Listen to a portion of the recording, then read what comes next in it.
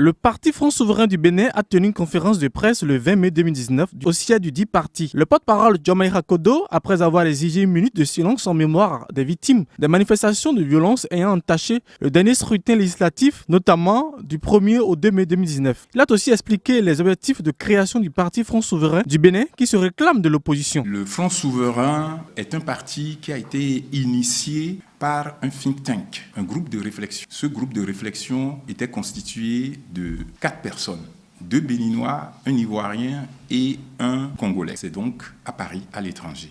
Et nous avons travaillé pendant 2-3 ans à peu près. Nous sommes arrivés au bout de nos réflexions vers fin 2015. Et l'aboutissement de nos réflexions nous a amené à dire qu'il faut créer un parti, c'est-à-dire qu'on aurait pu écrire un livre comme Yacouba Fassassi pour dire il nous faut la grande rupture, par exemple.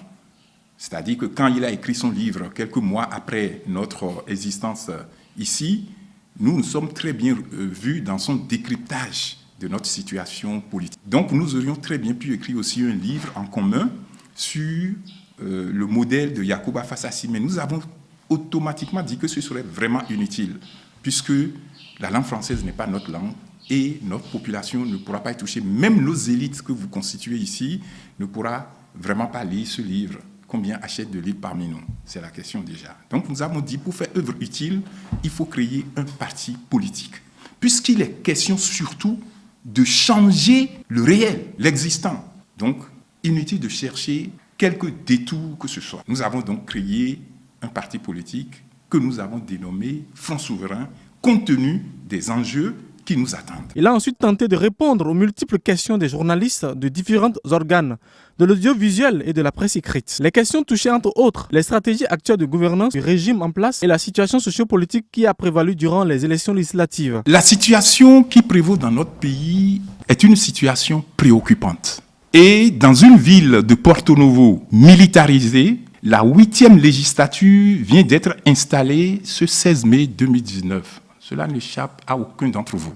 Le Front Souverain félicite la solennité et la quiétude qui a gouverné cette cérémonie.